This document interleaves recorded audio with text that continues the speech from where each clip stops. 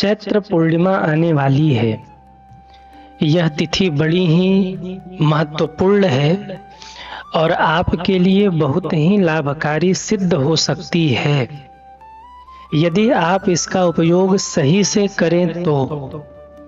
इस दिन पूर्णिमा भी है और इस दिन हनुमत जयंती भी है। कुछ लोग हनुमत जयंती का व्रत करते हैं और कुछ लोग पूर्णिमा का व्रत करते हैं। तो संशय ये बना हुआ है कि हम पूर्णिमा का व्रत कैसे करें और हनुमत जयंती का उत्सव कैसे मनाएं। तो सबसे पहले जानें कि पूर्णिमा कब है। पूर्णिमा तिथि का आरंभ 1 अप्रैल को प्रातः 7:06 पर आरंभ हो रही है और पूर्णिमा तिथि समाप्त होगी 2 अप्रैल को प्रातः 7:41 पर। अब जो लोग पूर्णिमा का व्रत करते हैं वो 1 अप्रैल को पूर्णिमा का व्रत करेंगे और जो लोग हनुमत जयंती मनाते हैं वो 2 अप्रैल को हनुमत जयंती मनाएंगे, क्योंकि हनुमान जी का प्रागट्य भोर की बेला में हुआ था, सूर्योदय के समय हुआ था। इसलिए हनुमत जयंती सूर्योदय व्यापिनी पूर्णिमा में मनाई जाती है। और सूर्योदय व्यापिनी पूर्णिमा देखे तो सूर्योदय व्यापिनी पूर्णिमा 2 को पड़ रही है, इसलिए हनुमत जयंती 2 अप्रैल को मनाई जाएगी। तो अब आप कहेंगे कि हनुमान जी का पूजन कब करें, हनुमत जयंती का उत्सव हम कब मनाएं। तो देखिए, सबसे सर्वश्रेष्ठ अगर समय देखें हनुमत जन्मोत्सव मनाने का ना, तो हनुमत उत्सव अगर आपको मनाना है तो आप भोर की बेला में मनाइए। सबसे अच्छी तिथि है सूर्योदय के पहले की। और अगर आप सूर्योदय के पहले हनुमान जी का पूजन नहीं कर पा रहे हैं 2 अप्रैल को, तो सूर्योदय तक कर लीजिए। और अगर सूर्योदय तक भी आप न कर पाए तो फिर आप सूर्योदय के बाद में कर लीजिए, कोई दिक्कत नहीं है। शास्त्रों में चैत्र पूर्णिमा की बड़ी विशेष महिमा बताई गई है और इसी दिन हनुमत जन्मोत्सव भी है। हनुमान जी का सभी लोग प्राकट्य उत्सव भी मनाते हैं और खूब धूमधाम से अपने यहाँ हनुमत जयंती का आयोजन करते हैं। सज्जनों, हनुमत जयंती सभी भक्तों के लिए बड़ी विशेष है, क्योंकि हमारे हनुमान बाबा का प्रताप तो चारों युग में है। चारों युग प्रताप तुम्हारा है प्रसिद्ध जगत उजियारा। सतयुग में सत्य के साथ में थे, त्रेता में राम जी के साथ में हनुमान जी थे, द्वापर में श्री कृष्ण के साथ में हनुमान जी थे, और अगर कलयुग में देखे तो यत्र यत्र रघुनाथ कीर्तनम तत्र तत्र कृतमस्तकांजलिम। कलयुग में जहाँ जहाँ भी राम नाम का कीर्तन होता है वहाँ वहाँ मेरे हनुमान जी जरूर जाते हैं। चारों युगों में हनुमान जी की महिमा है। अगर सच्ची निष्ठा से हम लोग हनुमान जी का पूजन करें, हनुमान जी की सेवा कर लें, तो निश्चित ही हम सबके सारे दुख श्री हनुमान जी महाराज दूर कर देंगे। अब प्रश्न ये है कि कैसे मनाएं हनुमत प्राकट्योत्सव, हनुमान जी के उत्सव का आयोजन कैसे करें, 2 अप्रैल को हमें क्या क्या करना है। तो देखिए, 2 अप्रैल को आप सबसे पहले भोर में उठिए, क्योंकि सूर्योदय के समय हनुमान जी का प्रागट्योत्सव हुआ था, तो आपको भोर में ही उठना पड़ेगा। 2 बजे तक आप भोर में उठ जाइए, स्नान करिए और स्नान करने के बाद आप लाल वस्त्र धारण करिए। लाल वस्त्र का मैं इसलिए कह रहा हूं क्योंकि हनुमान जी को लाल रंग बहुत प्रिय है। जैसे शिव जी के पूजन में श्वेत रंग की महिमा है, श्वेत वस्त्र की महिमा है, भगवान विष्णु के पूजन में पीले वस्त्र की महिमा है, ऐसे ही श्री हनुमान जी के पूजन में लाल रंग की महिमा है। तो अगर संभव हो सके तो आप लाल वस्त्र धारण करिए, एक चौकी विराजमान करिए और उसके ऊपर आप लाल कपड़ा बिछाइए। लाल कपड़े के ऊपर आप घर में ही हनुमान जी को रखिए। अगर आप मंदिर जा सकते हैं तो मंदिर जाकर के पूजन करिए, और अगर मंदिर नहीं जा सकते तो एक चौकी बिछाकर उस पे लाल कपड़ा बिछाकर आप उस पे श्री हनुमान जी को विराजमान कराइए और हनुमान जी को सिंदूर, चमेली का तेल, लाल फूल, बूंदी, लड्डू आदि भाव से अर्पित करिए। एक दीप जला करके हनुमान जी के सन्मुख बैठिए और बड़े भाव से सुंदर कांड का पाठ करिए। देखिए, भाव की बड़ी विशेष महिमा है। आप कितना कर रहे हैं ये जरूरी नहीं है, आप कैसे कर रहे हैं जरूरी ये है। क्योंकि मेरे हनुमान जी महाराज तो आपके भाव से रिझेंगे। तो सुंदर कांड का पाठ जो आप करिए वो भाव से करिए। हनुमान चालीसा का पाठ हनुमान जी के सामने सूर्योदय के पहले करिए 2 अप्रैल को। और जो सुंदर कांड का पाठ आप कर रहे हैं उसमें एक बात का ध्यान आप और रखिए कि श्री हनुमान जी का पूजन करने के बाद जब सुंदर कांड का आप पाठ आरंभ करते हैं ना, तो आप संपुट क्या लगाएंगे? क्योंकि पाठ में दोहे के आगे पीछे जो लगता है उसे संपुट कहा जाता है। संपुट मतलब आप लोग समझ रहे हैं, दोहे के आगे और पीछे जो लगाया जाता है उसे संपुट कहा जाता है। तो संपुट किस चौपाई का लगाएंगे? अगर आप हनुमान जी को गुरु रूप में देखते हैं ना, तो जय जय जय हनुमान गोसाई, कृपा करहु गुरुदेव की नाई, आप ये संपुट लगाइए।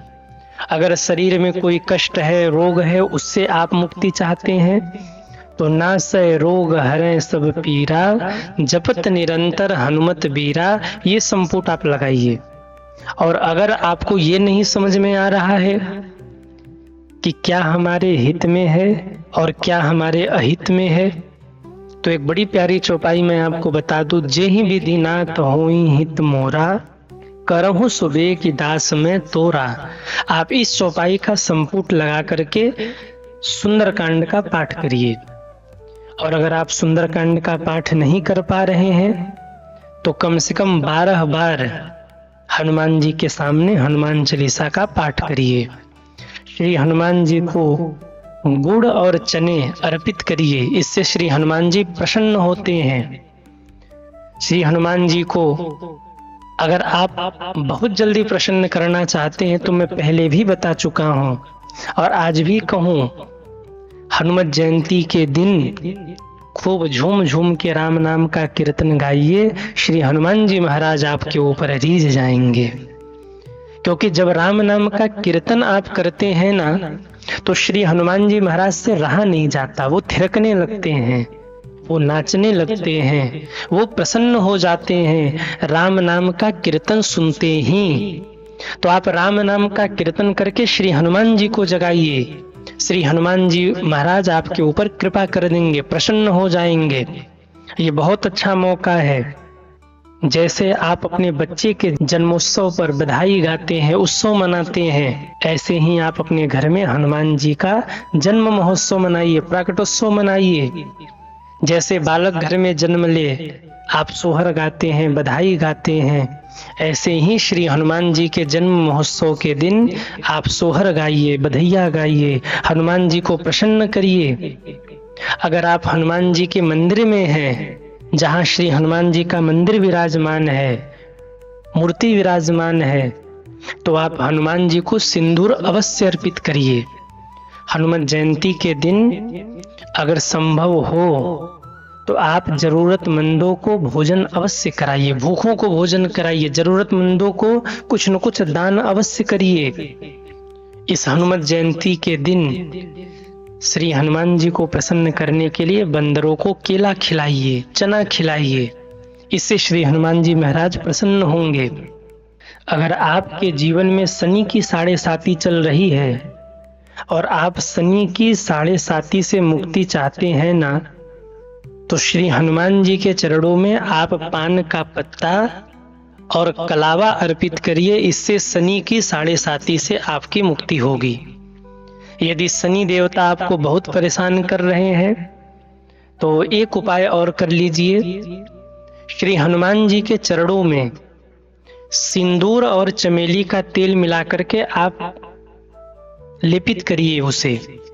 इतने मात्र से श्री हनुमान जी की कृपा आपके जीवन में होगी और शनि की 7.5 से आपको मुक्ति मिल जाएगी। ये बड़ा अचूक उपाय है और सिद्ध उपाय है। इसे बड़े बड़े लोग अपने जीवन में आजमाते हैं और उसका लाभ पाते हैं। श्री हनुमान जी महाराज अगर आपके ऊपर प्रसन्न है तो शनि देव की कुदृष्टि तो आपके ऊपर हो ही नहीं सकती। क्योंकि एक बार श्री हनुमान जी ने शनि देव को दंडित किया था और शनि देवता ने जब क्षमा मांगा तो हनुमान जी ने क्षमा किया था। तो शनि देवता ने कहा था कि हे हनुमान जी, जो भी आपके चरणों में सिंदूर और चमेली का तेल अर्पित करेगा, लेपित करेगा, निश्चित ही मैं उसे परेशान नहीं करूंगा, उसके नजदीक नहीं जाऊंगा। पर ध्यान ये रखें कि माताएं ये कार्य न करें। अगर माताएं हनुमान जी को सिंदूर और चमेली का तेल अर्पित करना चाहती हैं तो वो अपने हाथों से न लगवाएं, श्री हनुमान जी का स्पर्श न करें। वो अपने पुत्र हो, पति हो, भाई हो, पिता हो, उनके द्वारा ये कार्य करवाइए, इसका फल उन्हें मिलेगा। माताओं को अवश्य इसका फल मिलेगा, पर श्री हनुमान जी का माताएं स्पर्श न करें। अपने पति से ये कार्य करवाएं, अपने बच्चों से ये कार्य करवाएं, अपने पिता से ये कार्य करवाएं, परंतु अपने हाथ से श्री हनुमान जी के चरणों में सिंदूर और चमेली का तेल ये माताएं अर्पित न करें। कई बार माताएं स्वयं से चोला चढ़ा देती हैं, लेकिन मेरा निवेदन, श्री हनुमान जी को माताएं अपने से चोला अर्पित न करें, वो अपने बच्चों से, पति से या अपने भाई से श्री हनुमान जी को वो चोला अर्पित करावें। श्री हनुमान जी इससे अत्यंत प्रसन्न होंगे। श्री हनुमान जी महाराज नैष्ठिक ब्रह्मचारी हैं और श्री हनुमान जी की मर्यादा का ध्यान रखना यह हम सब का परम कर्तव्य है। आप श्री हनुमान जी को तेल और सिंदूर अर्पित करिए, पर अपने भाई के द्वारा, पति के द्वारा, पिता के द्वारा या पुत्र के द्वारा उनको अर्पित कराइए। इससे श्री हनुमान जी महाराज आपके ऊपर अत्यंत प्रसन्न होंगे। तो भाई लोग अगर हैं तो वो परम पवित्रता का ध्यान रखते हुए स्वयं से कर लें, और अगर माताएं चोला या सिंदूर या तेल इस दिन अर्पित करना चाहती हैं तो वो पति के द्वारा, पुत्र के द्वारा, पिता के द्वारा आप अर्पित करवाइए, उसमें आपको दोष नहीं लगेगा। और सबसे बड़ी बात, भैया कुछ करो न करो, पूरे परिवार से बैठकर, यदि आप सुख शांति चाहते हैं तो पूरे परिवार से बैठ करके 2 अप्रैल को 1 घंटे, 2 घंटे, 3 घंटे या जब तक हो सके आप राम नाम का कीर्तन हनुमान जी के सामने जरूर करिए। जब आप हनुमान जी के सामने हनुमत जन्मोत्सव पर राम नाम का कीर्तन करेंगे तो श्री हनुमान जी महाराज आपके ऊपर रीझ जाएंगे, नाचने लगते हैं हनुमान जी राम नाम सुन के। मैं कई बार कह चुका हूँ, इसका आप लोग लाभ लीजिए। जब हनुमान जी के सामने आप कीर्तन करते हैं तो हनुमान जी नृत्य करने लगते हैं, झूमने लगते हैं। तो भैया हनुमत जयंती के दिन अगर हनुमान जी को प्रसन्न करना हो तो बस कुछ भी न कर पाइए तो कम से कम आप राम नाम का कीर्तन श्री हनुमान जी के सामने घंटे 2 घंटे अवश्य करिए, पूरे परिवार से बैठ करके करिए। श्री हनुमान जी की कृपा आपके परिवार के ऊपर हो जाएगी। परिवार में जितने भी सदस्य हैं ना, सबको बुला लीजिए और सबको बुला करके सबके साथ में बैठ करके कीर्तन करिए, इसका फल है। और हो सके तो आप श्री हनुमान जी को तुलसी की माला अवश्य अर्पित करिए। तुलसी के पत्ते की माला, तुलसी की माला मतलब वो जो सूखी लकड़ी की माला होती वो नहीं, वो तो अर्पित ही करिए, वो ठीक है, परंतु तुलसी के पत्ते की माला, और उसमें भी अगर 12 गांठ की माला मिल जाए तो ये अत्यंत लाभकारी होगा इस दिन के लिए। 12 गांठ की माला तुलसी के पत्ते की आप श्री हनुमान जी को अर्पित करिए। बड़े धूमधाम से और बड़े भाव से हनुमत जयंती मनाइए। आप सभी को हनुमत जयंती की बहुत बहुत शुभकामना।